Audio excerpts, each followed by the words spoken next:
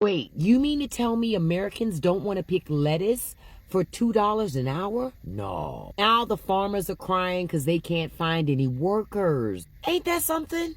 After you pushed out all of the immigrant workers who actually did the job, now you're standing around wondering why Chet and Kaylee won't come pick your cabbage in 100-degree weather for $4.75 and a Capri Sun? Y'all really thought folks were going to jump at the chance to break their backs for pennies on a dollar. Hey, but you know what's even funnier, y'all? Some of these farmers say the American workers they do get, they don't even last the whole damn day. One guy said somebody walked off by lunch, and honestly, I support it. Listen, I wouldn't be out there picking strawberries and fighting bees and being dehydrated just so that farmer could sell those strawberries for $12.99 a box at Whole Foods. Negative. See, they've been telling you this lie for years. They took our jobs. Nah, Americans, you didn't want those jobs. You just didn't want them to have the jobs either. Now look at you, a field full of crops and not a soul to pick them. Next time, think twice before turning labor into a culture war. Because now, it's just you and your own damn tomatoes. You can't just say, hey, I'm going to get rid of these people and then look at the farmers that are left without workers. So first, immigrants are taking your jobs. Now they're not there to work for you. Pick a, you can't have both. Hi guys, welcome back to the channel. It's Tasha's Corner here, and if you are new here, please, you're most welcome and feel free to like, share and subscribe. The migrants were pushed who actually did the job, and the farmers are now crying. They are crying that there are no people working in their fields. There are no, the job is just there. There are no one to pick their crops in their fields. Now that there are migrants that are not around, there's no one to do the job, and they have been saying this for a long time that no, they have taken our jobs. Now that there are lots of jobs now, they can do it themselves. Let's now dive in. Before then, quick disclaimer: this video does not promote bullying or harassment in any way, rather is for education purpose and create awareness on the recent trends on social media. Let's take a look at this, and I'll be back with more commentaries. Donald Trump cut billions of dollars from federal programs that funded small farmers. The same program that we got our grant through is no longer funded, and we've just been left to the winds. I don't have anything to say to Donald Trump. There's nothing I can say that he would even listen to. He's gonna look down on me like I'm a bug on the sidewalk or a piece of shit on his shoe. He doesn't care about people like me, you. Man, all I'm seeing is farmers in Arkansas, Nebraska. Why y'all crying? Shut up. This is what you voted for. This is what you asked for. He did it to you last time, and you didn't think he was going to do it to you this time. So now y'all want some help. Now y'all want them government subsidies. Now y'all want that government money. The same thing that you voted for not to happen, for people not to get government help. Now you got your hands stuck out. Don't work like that. You made this bed. All that racism, all that hate, the same people you wanted to go are the same people that work those farms. See, you let your racism get the best of you. Now, all I see is Arkansas farmers. Oh, I'm about to lose my farm. The government ain't doing this. The government, you voted for this shit. Now you just got to eat it. But meanwhile, you see my black farmers over there. My black farmers that ain't been getting that government help, that been doing it on their own. They fine. They chilling. They thriving. So you might need to call some of them black people to get you some help. Oh, but you ain't gonna do that. You're not gonna do that. You gonna call Trump and them. But you know what? They not gonna answer. They not gonna help you, bro. So, just like they tell us, them bootstraps you've been talking about, I'm think you gonna have to grab yours and get to work. We out. Hey, farmers, when are you gonna realize that he hates you? I mean, what does he have to do? Does he literally have to get in your face and tell you that he hates you before you realize it? I mean, that's about the only thing he hasn't done to communicate to you just how much he despises you. He's made it pretty clear in just about every other way. Now, please listen to what I'm going to say in this video. Please watch the clips that I'm going to play for you in this video. I promise it won't be too long. Just try to open your mind to the possibility that Trump, he might be a liar. He might be a con man. And he might have been lying to you from day one. You know, as is the case for most of his supporters, when it comes to farmers, he has screwed you more than just about anyone else. And that's how it works with Trump. His most ardent supporters get screwed the most. Like, we've all been screwed by Trump. I've been screwed by Trump. We're all affected by his horrible policies. But for those of us who don't support Trump, that's where it ends for the most part. We get screwed by his policies. But Trump supporters, they get screwed far beyond his policies. First of all, his policies hurt them oftentimes more than they hurt anyone else. But beyond that, he also screws them by directly ripping them off, for example. I mean, I don't buy his cheap crap. I don't fall for his con jobs. You guys do. Right? I'm not buying some cheap pair of sneakers that he bought in China and then spray painted gold and stamped his name on. I'm not buying that shit for $600. You guys are. I'm not buying his worthless digital fucking playing cards or whatever you call those things, where there's some AI image of Donald Trump, muscles rippling, bare-chested, riding a T-Rex, and then he sells that crap to you for $100 a pop or whatever. I'm not buying that shit. You guys are. And it goes on and on. I know about the never-ending emails you get, the fundraising emails every day, multiple times a day, to send this grifter money. And many of you do. You still do. What do you think he needs the money for? What the hell are you guys thinking? Anyway, I want to focus on farmers here. You know, Trump went to Wisconsin yesterday, and as I'm recording this, it is Saturday, June 6th. He went to Wisconsin to do damage control because, you know, although probably the overwhelming majority of farmers are still on his side, some of them are starting to wake up. Because how can you not? You're losing everything. I don't know how many stories I have covered on this channel of farmers literally losing everything. The most recent was about I can't remember their names, but they were a dairy farming family in Pennsylvania, right next to the New York border. They had a family farm that had been in their family literally for generations, and now it's all being auctioned off because of Donald Trump's policies. They literally are losing everything. And I've covered countless stories about that. It's happening all over the place. Farm bankruptcies through the roof. You know, Trump often says, oh, such and such, we've never seen anything like this before. Well, when it comes to farm bankruptcies, we have never seen anything like this before. It's happening now under Donald Trump. And not just under Donald Trump, it's because of Donald Trump. His policies are directly screwing American farmers. But you don't have to take it from me. You don't have to take it from some guy behind a microphone sitting next to a Sasquatch holding a fuck Trump sign. Oh, and by the way, Blue Bear, I'm going to update you. He's been found. I'll update you on his condition at some point in the future. But you don't have to take it from me.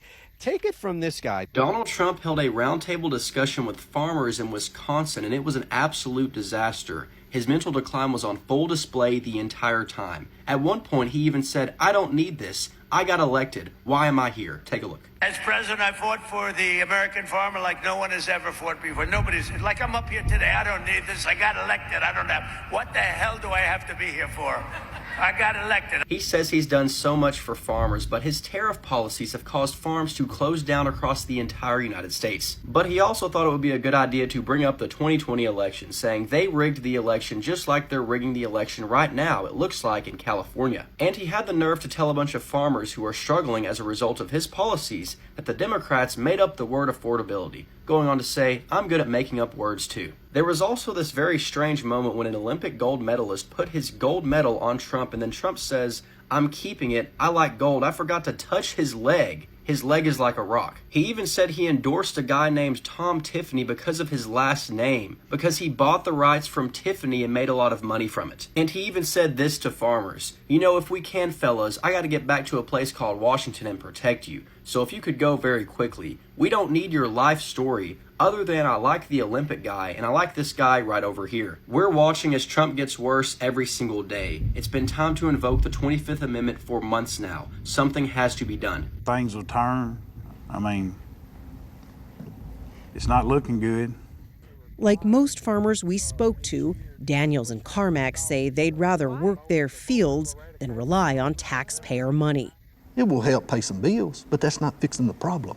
Yeah, It's we a got Band-Aid when we need stitches. Can you wait? Can you wait this out? Farm families can't wait.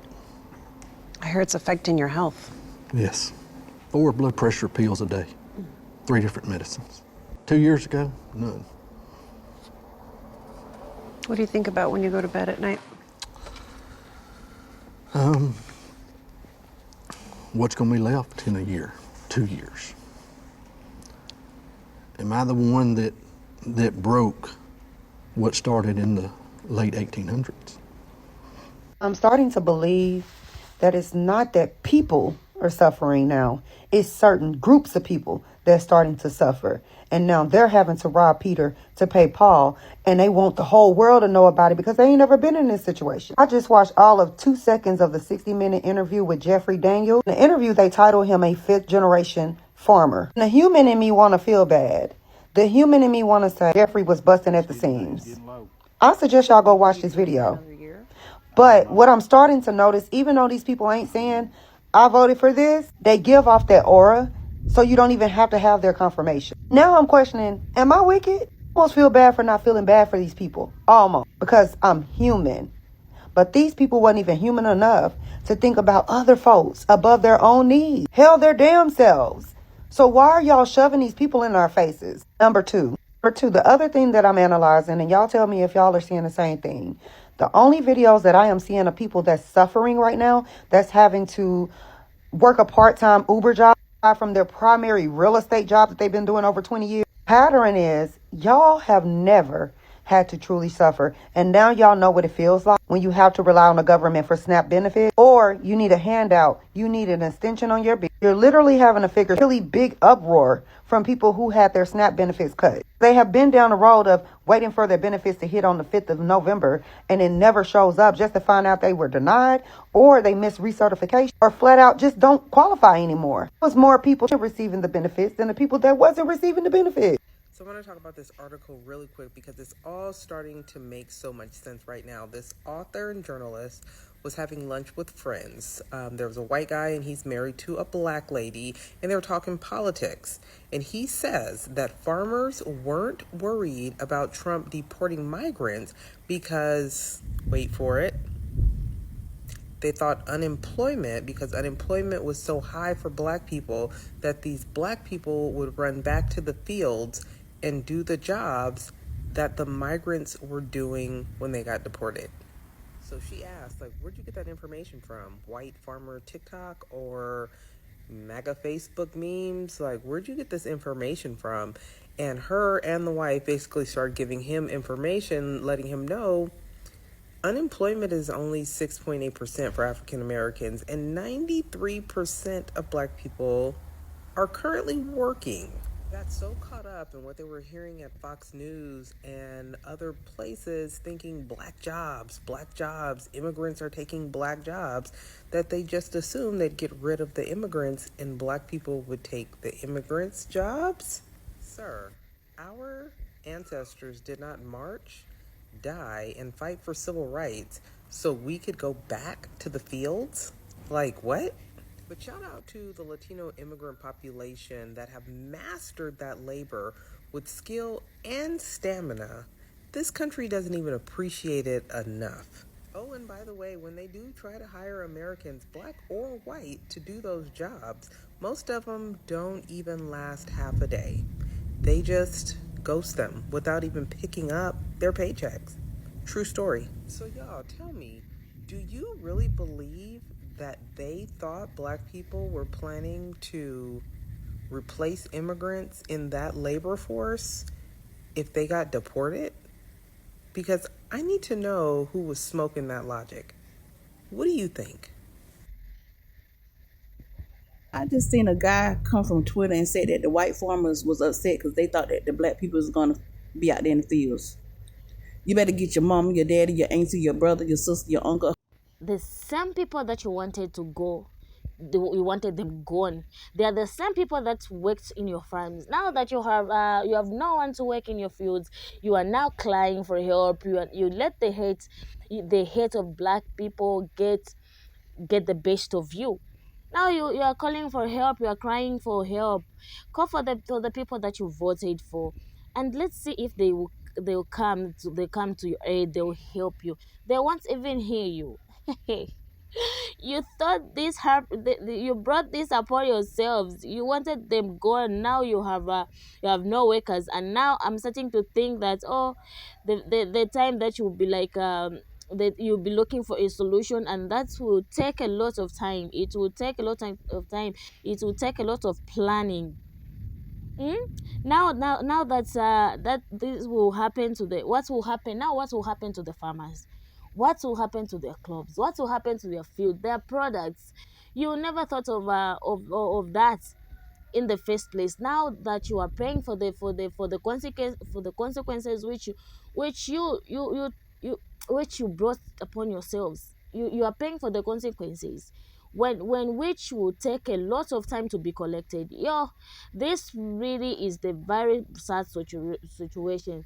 They thought if they get rid of the immigrants and assumed that the black people would take the immigrants jobs. How about getting the Americans to do the jobs? And I'm sure they can't even last a day.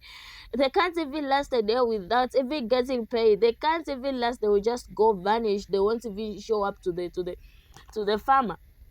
You brought this up. You brought them back. You brought them back, and you thinking that you are the ones that you thinking that they will do what you want them to do. You brought them back. Now you brought them back. Now you are regretting, and because of it, it has hit you bad. You trusted the long people. You trusted too much. You trusted that based on what they told you they would do for you, because they are who they are. You thought they have changed. Some things don't even change. They are just like that. They will never change. They are just like that. They are who they are. Now you are paying for the wrong decision that you made. We have seen some farmers. There are some farmers who are even increasing the salaries, thinking that there will be people interesting to get the job to work for them. How about the people in your community? How they can't do the job. They can't even do the job. How about doing that? Maybe as you are waiting for a solution, you should have a plan B. You need to have a plan B before you do some things. You brought them back thinking that, oh, maybe things will change. Our jobs are being the immigrants are getting our jobs. We can't we, you can't rely on the things that you are being told. You need to have a plan B. You need to have a plan B. You do some other things while you're waiting for a solution. Now look what has happened. Now you are stranded. You have got no one to work in your fields. You are just there. You are crying for help, and then the people that you brought back, they can't even hear you. They can't even help. They are there in their positions because you can't even go there. They can't even hear you. They're saying, oh, what should I even come to do there? That's what happens. You don't have to trust too much on people. Yeah, this is what happens when you don't have you don't have a concrete solution. Like you think, my babe, when we get rid of these people, this thing will happen. You don't even have a plan B. You don't even you can't even think what will happen if this thing won't even work out. You just do it for the sake of doing it, for that same non can for for the sake of for what you want to do. You don't have to do that. You have to think in between the lines. Like, for instance, what has happened here, the farmers thought maybe when they get rid of the migration, migrants, they'll they'll think that maybe, oh, the black people will come and work in our fields. Now this is not the case. It has changed. The tables have turned. Now it's you now who are crying for help. Now you are crying, oh, let's we don't have workers in our fields. We need help. We need now those people that who were pushing you, who told you, oh, when you do this will happen, they're nowhere to be seen. There you are just alone there. No one to help out. So before you do anything, before you make a decision, before you make a plan, you make a plan. You have to sit down and go through it. You go through it, and then you know what to do. If this won't work out, you have a plan B. If this won't work out, then I'll do this other thing. If this won't work out, then this I'll come up with this thing. That's what happens. That's how it's supposed to be done. But now this thing, they have not worked according to your expectations. Now you are there crying for help, and there you are. There's no one who is willing to work for you. There's no one who is willing to do anything for you. Why? Because of the decisions that you made way back when you brought them back in. Thank you, besties, for watching. See you in my next video.